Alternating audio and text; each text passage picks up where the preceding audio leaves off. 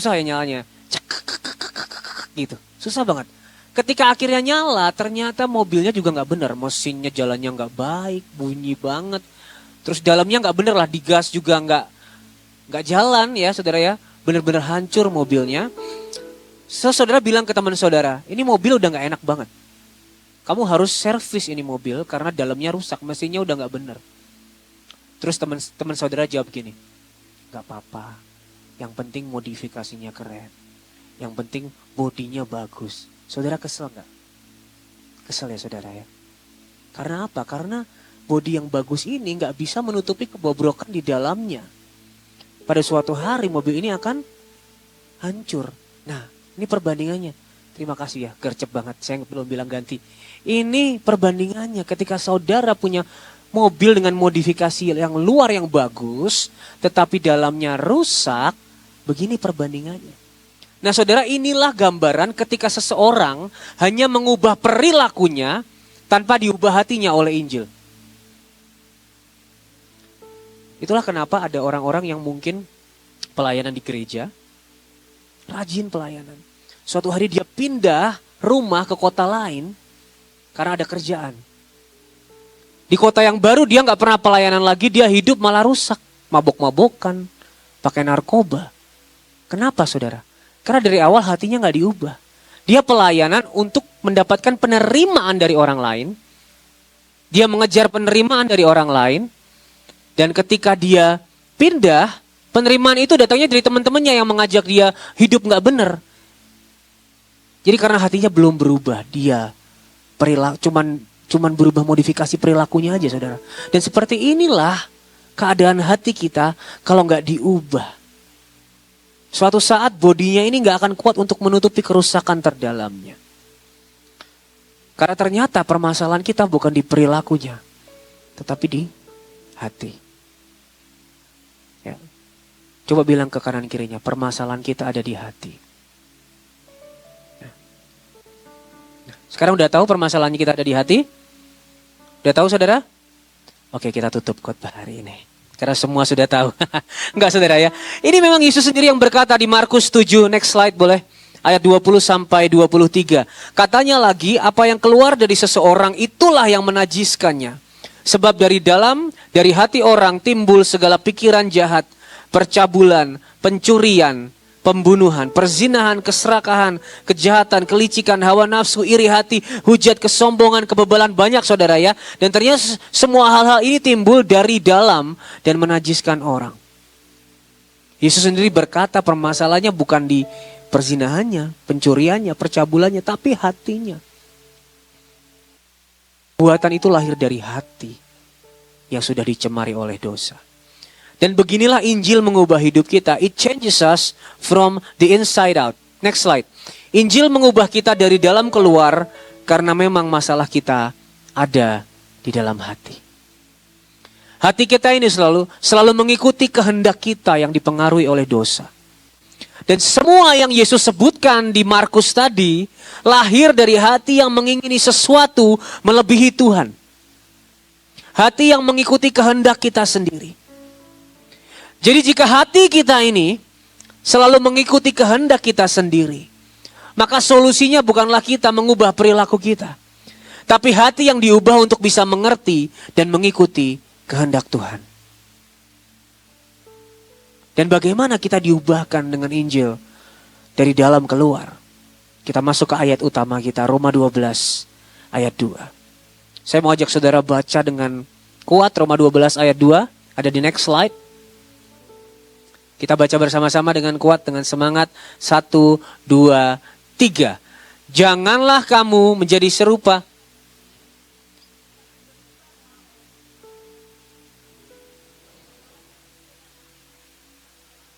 Apa yang baik? Ya kurang kompak saudara ya. Padahal udah makan rawon tadi. Apakah kenyangan saudara ya? Coba sekali lagi kita baca dengan kompak, dengan semangat. Karena ini firman yang disampaikan Tuhan sendiri bagi kita.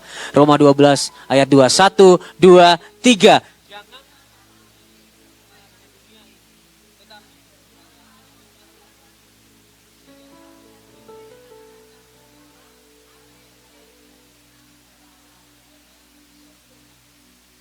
Saudara, ayat 2 ini dibuka dengan sebuah kalimat, jangan menjadi serupa dengan dunia ini. Nah, parahnya seringkali kita berpikir ketika kita tidak menjadi serupa dengan dunia ini berarti kita nggak boleh melakukan apa yang harusnya kita lakukan di dunia. Kita nggak boleh ngelakuin pekerjaan kita, nggak boleh kamu kerja ngeband, nggak boleh kamu kerja bisnis, kamu cuma boleh melakukan kegiatan di gereja aja. Itu permasalahan orang Kristen, kita hidup di dua dunia, kita membedakan yang rohani dan sekuler. Dan ayat ini berkata,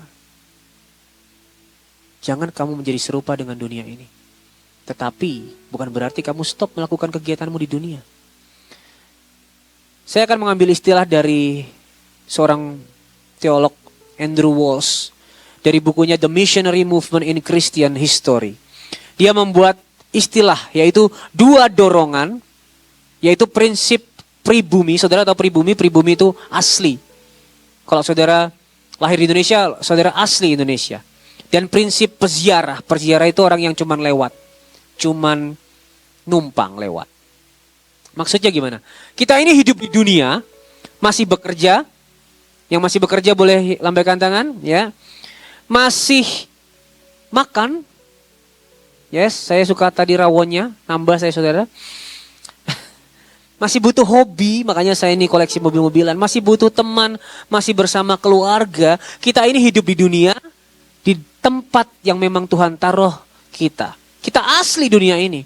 Tetapi ya saudara, di dalam Kristus kita adalah warga negara kerajaan sorga. Jadi di satu sisi kita asli dunia ini, karena kita lahir dunia ini dan hidup di dunia ini. Tapi kita ini cuman pendatang, peziarah. Dan hal itu kita lihat di dalam Alkitab ketika Yesus Kristus jadi manusia seperti kita. Ia hidup di dalam sejarah kita. Ia menjalani kehidupan yang kita jalani. Ia makan, ia bersama keluarganya. Ia lahir dan tinggal di dalam rumahnya di dunia. Tetapi sebagai pendatang juga saudara. Makanya Yesus berkata kan, mereka bukan dari dunia ini seperti aku. Ia duduk dengan para pendosa tetapi tidak berdosa. Dan tidak membenarkan dosa mereka. Ia berbeda. Karena dia seorang pendatang. Dan perbedaan itu yang membuat orang-orang menyalibkan dia. Walaupun semuanya dalam rencana penebusan Allah yang besar. Tetapi perbedaan itulah yang membuat orang membenci dan menyalibkan dia. Tetapi penyalipannya, kematiannya itulah yang menjadikan kita bisa sama seperti dia. Di dunia ini kita hanya pendatang. Boleh omong kanan kirinya, kita cuma pendatang di dunia saudara. Amin. Dan saudara, ini yang seharusnya juga bisa menjadi lensa kita dalam bergereja. Kita terlalu sering menerima orang dengan kelemahannya tapi membiarkan mereka di dalam kelemahannya. Kita hanya berhenti di prinsip kita adalah orang-orang asli dunia ini, tapi kita lupa sebenarnya kita bukan dari dunia ini. Kita, oke, aku terima kamu dengan kelemahanmu, tapi silahkan lakukan semuanya dengan kelemahanmu. Enggak saudara. Seperti Yesus yang duduk dengan para pendosa, tetapi tidak membenarkan dosa mereka, bahkan mengubah hidup mereka. Sudah seharusnya kita menerima setiap orang dengan dosanya, tetapi tidak men-encourage, tidak mendukung dosa mereka. Seperti Tuhan tidak membiarkan kita apa adanya, kita juga seharusnya mendampingi mereka untuk bertumbuh ke arah dan serupa dengan Kristus. Jadi ini pesan sedikit buat saudara yang bergereja masih berapa bulan ya. Tadi saya ngobrol dengan Pastor Dennis baru dari Juli. Terimalah seorang satu dengan yang lain, apa adanya. Tapi dampingilah dalam pertumbuhan untuk menjadi semakin serupa dengan Kristus. Amin. Jadi saudara, janganlah menjadi serupa dengan dunia ini, bukanlah kita stop melakukan hal-hal yang ada di dunia. Next slide. Tidak menjadi serupa dengan dunia ini berarti kita tetap melakukan hal-hal yang ada di dunia, tetapi tidak dengan cara dunia. Next slide-nya belum dikeluarin ya. Tidak menjadi serupa dengan dunia ini berarti kita melakukan hal-hal yang ada di dunia. Pekerjaan kita, pelayanan kita, keluarga kita, pertemanan kita, hobi kita. Tetapi tidak dengan cara dunia. Ketika engkau bekerja, bekerjalah dengan nilai-nilai kerajaan surga. Ketika engkau melayanilah dengan nilai-nilai kerajaan surga. Ketika engkau menjadi suami, menjadi istri, lakukanlah itu dengan memancarkan kasih Kristus. Ketika engkau kuliah, engkau sekolah, lakukan itu untuk kemuliaan Tuhan. Karena kita tidak membedakan yang rohani dan sekuler. Semuanya kita lakukan di hadapan Allah. Istilahnya coram Deo. Biar keren saudara ya. Coram Deo, di hadapan Allah. Kita melakukan semuanya untuk kemuliaannya. E.W. Tozer ya, next slide, berkata saudara, kita harus tetap melakukan pekerjaan di dunia. Tetapi jika kita melakukannya dengan pikiran yang dikuduskan, pekerjaan kita menjadi persembahan kita kepada Tuhan. Amin saudara. Jadi menjadi tidak serupa dengan dunia ini adalah saudara tetap hidup di dunia ini, tetapi tidak dengan cara dunia. Kita lanjut di Roma 12 ayat 2. Janganlah kamu menjadi serupa dengan dunia ini, perhatikan yang di highlight, tetapi berubahlah oleh pembaharuan budimu. Di ayat 2 ini Paulus memberikan detail tentang bagaimana supaya kita jangan menjadi seperti dunia ini, yaitu berubahlah oleh pembaharuan akal budimu. Dan berubah oleh pembaharuan akal budi ini dipertentangkan dengan menjadi serupa dengan dunia ini, karena Paulus memberi kata tetapi. Kayak kita lagi ngomong sama anak kita ya, jangan main HP terus, tetapi belajar. Jangan malas, tetapi rajinlah. Dan Paulus berkata sekali lagi, tidak menjadi serupa dengan dunia ini bukanlah berhenti melakukan kegiatan kita di dalam dunia. Bukan cuma berubah di luar, tetapi dengan perubahan oleh pembaharuan akal budi, atau berubah di dalam. Yang membuat kita hidup serupa dengan dunia ini bukanlah kegiatannya saudara, tapi cara pikir kita. Contohnya gini saudara ya, kalau saudara memberi persembahan ya, memberi perpuluhan, karena itu kesannya apa? Rohani ya saudara ya. Kesannya kan kegiatan yang memuliakan Allah, yang rohani. Tetapi kalau saudara melakukannya dengan pola pikir dunia, saudara memberi persembahan supaya makin kaya, supaya mendapat berkat lebih lagi dari Tuhan, maka saudara sedang berpikir dengan cara dunia. Berpikir seperti dunia berinvestasi. Halo. Yes. Kalau saudara melayani di depan, tapi saudara melakukannya supaya dilihat orang, supaya tenar, saudara sedang berpikir dengan cara dunia, walaupun kegiatannya rohani. Tetapi jika saudara bekerja, kalau pekerjaan kelihatannya duniawi ya. Pekerjaan apa yang paling duniawi?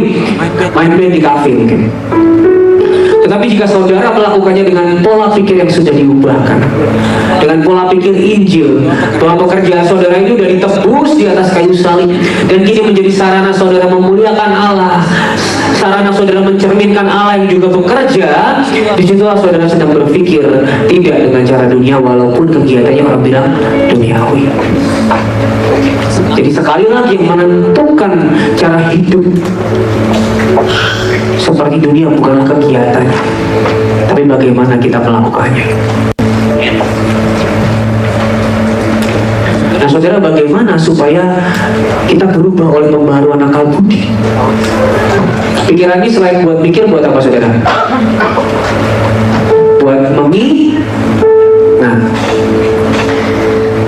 caranya adalah saudara terus mengingat bahwa hidup saudara, seluruh cerita saudara sudah ditebus di atas salib oleh Yesus Kristus. Cerita saudara sudah ditebus, dan cerita saudara kini menjadi ceritanya Tuhan. Khotbahkan itu ke dalam hati saudara, maka hati saudara akan terus diubahkan oleh Injil, dan itu yang akan mengubahkan cara saudara hidup. Contohnya, saya beri banyak contoh supaya saudara nggak ngawang ya. Biasanya seorang wanita yang tidak punya sosok ayah atau tidak mendapatkan kasih sayang dari ayahnya, biasanya mencari sosok pria untuk mendapatkan kasih sayang yang tidak didapatkan dari ayahnya. Dan itu adalah pencarian seumur hidup, karena biasanya nggak pernah puas sampai mendapatkan seseorang yang bisa menyayanginya seperti seorang ayah. Di saat itu dia mungkin berhenti, tapi nggak pernah puas.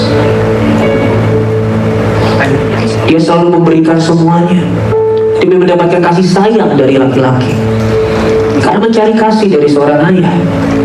Tetapi saudara, ketika ada Injil yang mengubahkan hatinya, perhatikan, ketika Roh Kudus mengingatkannya bahwa di dalam Kristus kita memiliki Bapa yang baik, yang mengasihi, yang menyayangi, yang kasihnya sudah dibuktikan dengan memberikan anaknya yang tunggal untuk memenuhi kebutuhan terbesarnya, yaitu keselamatan.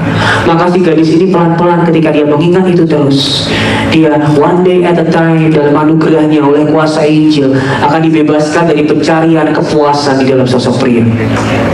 Karena dia tahu dia punya Bapa yang mengasihi dia. Kalau disuruh stop, saudara nggak akan stop. Kalaupun stop cuma beberapa lama sih saudara, hatinya harus diubah. Dia harus mengingat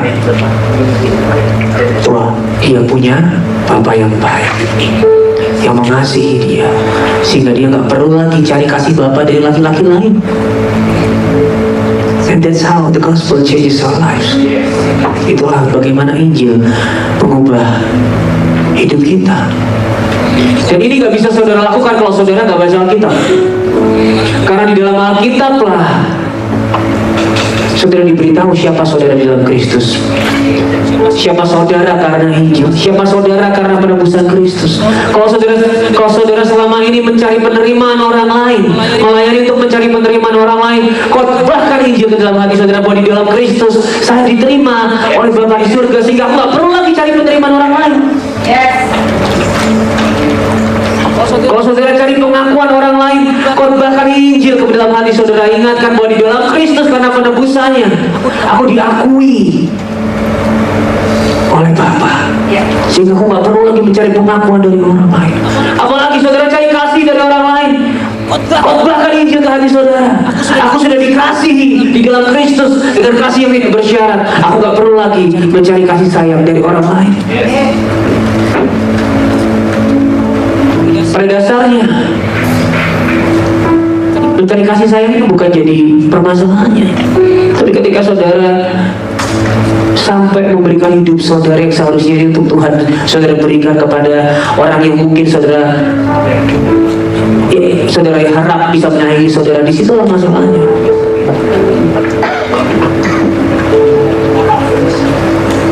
Martin Luther berkata, I preach the gospel to my heart every day because I forget every day. Khotbahkan Injil ke dalam hati saudara karena saudara lupa setiap hari.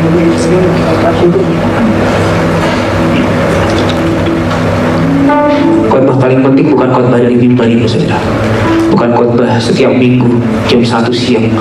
Khotbah paling penting adalah Injil yang saudara beritakan, yang khotbahkan ke dalam hati saudara setiap hari. Dan saya percaya itu akan mengubah cara hidup saudara, bukan lagi dengan cara pikir dunia, tetapi dengan cara pikir kerajaan surga. Kita lanjut di Roma 12 ayat 2 ya.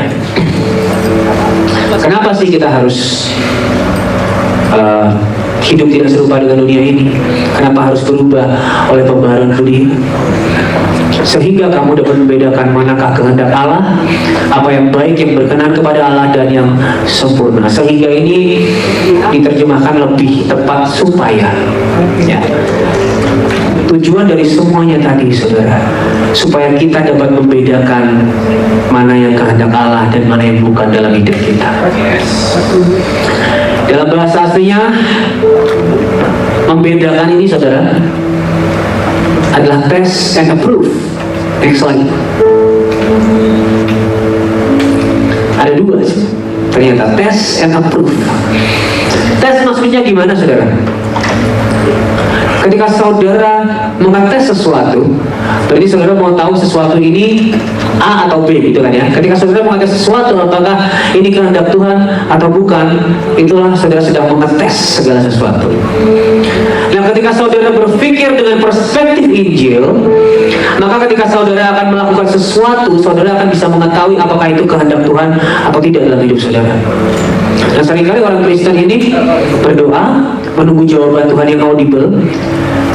Tuhan bisa menjawab dengan audible, tetapi kadang ketika Tuhan tidak menjawab dengan audible, kita bingung harus ngapain. ketika saudara berpikir sekali lagi dengan perspektif Injil, saudara akan tahu mana kehendak Tuhan. Contohnya, Tuhan, ada seseorang yang menyakiti hatiku.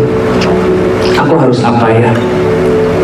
Aku gak kuat untuk memaafkan dia. Dia gak layak untuk aku maafkan. Kalau saudara diingatkan tentang kabar baik Injil, Tuhan sudah mengampuni engkau yang tidak pantas diampuni, maka kehendaknya adalah kamu mengampuni orang yang bahkan tidak pantas untuk diampuni. That's the gospel. Changes your life. Tuhan, aku sebenarnya tergerak nih untuk memberkati gereja ini, tapi aku kok ragu-ragu ya, ini kehendakmu atau bukan. Contohnya, terus Tuhan mengingatkan, Tuhan ini sudah bermurah hati kepadamu yang tidak layak diberi kemurahan hati, maka engkau bisa tahu kehendaknya adalah engkau bermurah hati kepada semua orang, bahkan yang enggak layak untuk terima kemurahan hati. Maka engkau bisa bermurah hati, engkau bisa memberi, bukan karena engkau pengen menerima balasannya, tapi karena engkau sudah diberi kemurahan hati. Mungkin yang lebih susah ya saudara ya, saudara nggak tahu nih mau ngambil pekerjaan yang A atau B, mau memutuskan A atau B. Tapi ketika saudara berpikir dengan perspektif Injil, saudara berkata, Tuhan sudah menebus aku yang dulu hidup bagi kemuliaan diriku sendiri, maka sekarang aku yang sudah ditebus, aku tahu kehendaknya ialah aku hidup bagi kemuliaannya. Saudara bisa bertanya, apakah keputusanku ini memuliakan Tuhan? Dan saudara bisa memilih keputusan yang memuliakan Tuhan, yang sesuai dengan kehendaknya. Dan ini membuktikan sekali lagi, Injil yang mengubah hati dan hidup setiap kita. Dan ternyata bukan berhenti di tes, saudara. Kalau saudara cuma berhenti di tes, saudara nggak melakukannya, cuma mengerti. Kalau cuma berhenti di tes, seperti saudara lagi nyoba mobil, test drive, tapi nggak jadi beli, karena nggak suka, karena nggak approve. Justru yang paling penting harusnya saudara setelah mengerti, saudara approve, mencintai kehendak Tuhan. Kalau saudara mencintai, ya kalau saudara approve, maka saudara akan melakukannya. Tetapi saudara, memang masalahnya susah. Mengerti kehendak Tuhan adalah satu, namun mencintai dan melakukannya hal yang lain. Susah saudara. Lebih enak memang mengikuti kehendak diri sendiri, ya atau ya? Ya. Kalau kehendak Tuhan mengampuni, kita lebih suka mengampuni saudara. Susah yang mengampuni. Apalagi kalau orangnya nggak layak untuk diampuni. Waduh, susah banget. Bermurah hati juga susah saudara. Apalagi kalau kita mau bermurah hati kepada orang yang jahat banget sama kita.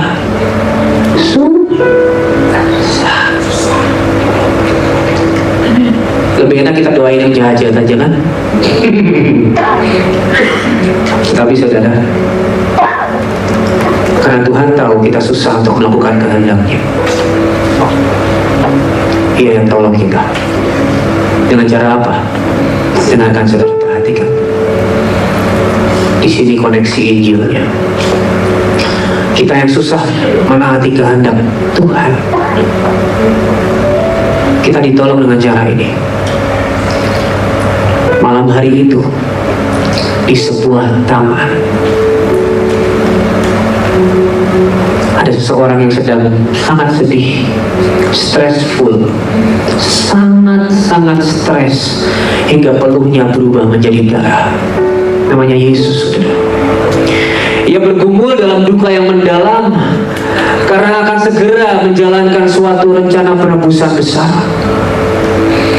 Karena sebentar lagi dia akan ditangkap, mengalami penderitaan fisik dan mengalami penderitaan spiritual. Dia harus terpisah dari Bapaknya. Ia sangat berduka, katanya kepada muridnya, aku sangat sedih, seperti ingin mati rasanya. Ia sangat stres. Dia bisa aja lo kabur saudara. Bahkan Ketika ditangkap dia berkata kan, sangkamu aku gak bisa mendatangkan pasukan malaikat. Dia bisa saja mendatangkan pasukan malaikat untuk membebaskan dia.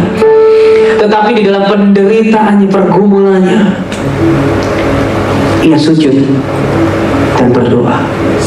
Perhatikan begini doanya saudara. Ada di next slide. Ya Bapakku, jikalau sekiranya mungkin, biarlah cawan ini lalu daripadaku, tetapi janganlah seperti yang ku kehendaki, melainkan seperti yang Engkau kehendaki. Kenapa Yesus harus menjadi manusia? Selain karena yang menebus kita harus yang sama seperti kita, yaitu manusia, tapi dia menjadi manusia supaya dia mengerti apa yang kita lewati. Kemanusiaan Yesus menginginkan dia supaya penderitaannya, cawan yang harus dia jalani, boleh dilalukan, boleh dilewatkan daripadanya. Next 2 slide. Tetapi Yesus menaati dengan sempurna kehendak Bapa. Untuk apa saudara? Untuk menebus kita yang dikuasai kehendak diri sendiri, sehingga saat ini kita dimampukan untuk bisa mencintai dan menaati kehendak Tuhan di dalam anugerahnya. Yesus punya keinginan sendiri sebagai seorang manusia, tapi untuk menebus kita,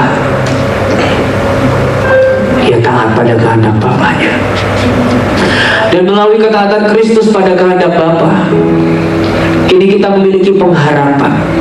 Seringkali kita memang gagal untuk taat dengan sempurna, tapi ketaatan Kristus yang sempurna menutupi setiap kegagalan kita.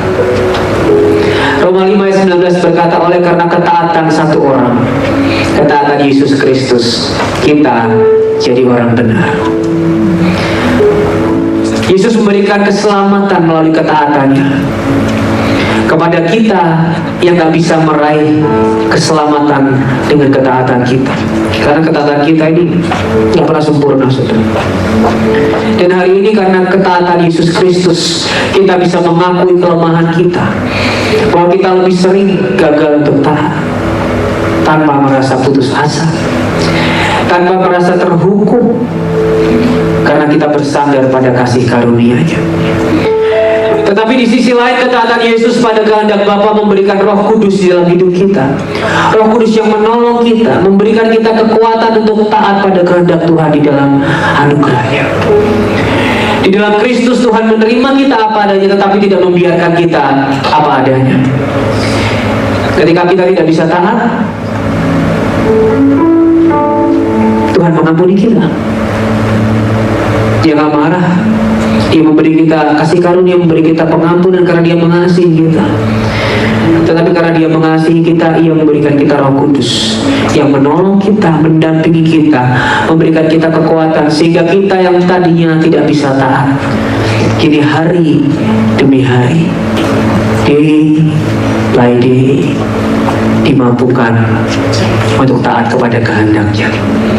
Dan inilah Injil yang mengubahkan hidup setiap kita. Kenapa harus Injil, saudara? Perhatikan, karena di dalam Injil, ketika engkau gagal taat, engkau gak takut dihukum, saudara, karena hukuman sudah diambil Kristus di kayu salib. Tapi karena Injil, engkau juga gak hidup seenaknya, karena engkau tahu engkau sudah diberikan kasih karunia yang begitu besar, sehingga engkau rindu untuk meresponi kasih karunia itu dengan menjadi taat kepadanya. Dan di dalam Injil, ketika engkau taat, engkau gak jadi sombong, karena engkau tahu semuanya itu karena anugerahnya. Dan inilah Injil, saudara. Ini mengapa Injil itu mengubah hati setiap kita, motivasi kita untuk taat bukan karena kita takut dihukum atau untuk mendapatkan berkat, enggak saudara, karena kita tahu Ia sudah sangat baik kepada kita. Kebaikannya ditunjukkan ketika Ia mati di kayu salib bagi setiap kita, mengubah setiap motivasi hati kita. Mari kita sama-sama merefleksikan firman Tuhan hari ini dengan 3 pertanyaan reflektif. Apakah kita masih hidup dengan cara dunia? dengan cara pikir dunia. Apakah Injil sudah mengubah cara pikir kita? Dan yang ketiga, saudara, apakah kita masih hidup untuk memuaskan kehendak kita sendiri? Mari pakai 1 menit ini untuk merenungkan pertanyaan ini.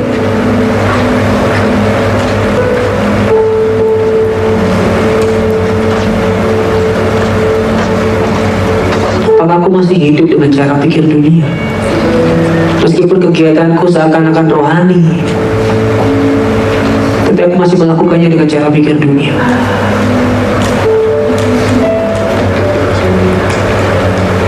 Apakah Injil sudah mengubah cara pikir kita? Apakah hari-hari ini aku masih melayani untuk mendapatkan sesuatu dari Tuhan? Atau karena aku takut kalau nggak melayani aku dihukum Tuhan? Ataukah engkau sudah melayani dengan pola pikir Injil? Karena Tuhan sudah memberikan yang terbaik, maka kau mau memberikan yang terbaik. Dan apakah kita masih hidup untuk memuaskan diri kita sendiri?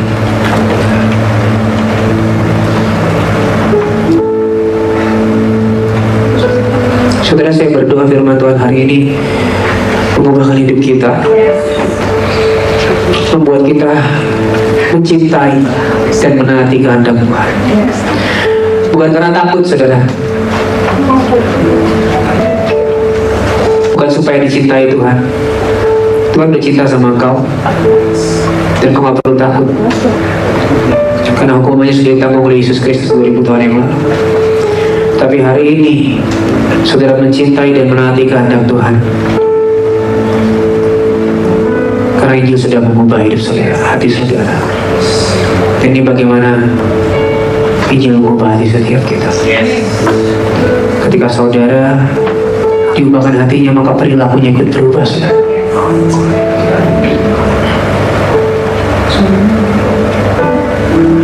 Dan ini implikasinya bagi setiap kita yang bisa kita praktekkan di dalam hidup setiap kita. Next lagi. Karena Injil, kita melakukan hal-hal yang ada di dunia bukan dengan cara dunia ini. Kita mengingat bahwa di dalam Kristus kita bukan dari dunia ini. Kita cuma pendatang. Yang kedua, karena Injil kita menerima semua orang dengan kelemahan mereka, tetapi tidak membiarkan mereka terus dalam kelemahan mereka. Kita tidak mengencourage dosa mereka, tidak mendukung dosa mereka, tapi justru kita mendampingi pertumbuhan mereka kepada keserupaan dengan Kristus. Dan yang ketiga, saudara, karena Injil kita dimampukan mencintai dan menaati kehendak Tuhan di dalam hidup kita. Sorry, ini panahnya salah ya. Panahnya harusnya ke balon yang sana. Yaitu dengan cara bersyukur atas ketaatan sempurna Kristus pada kehendak Bapa, sehingga oleh ketaatan Kristus tersebut kita diselamatkan. Kalau saudara ingat ini, saudara, bagaimana Kristus taat pada kehendak Bapa, sehingga hari ini kita bisa dipanggil anak-anaknya, kita bisa diselamatkan, kita bisa diampuni, kita bisa dibebaskan dari dosa-dosa kita.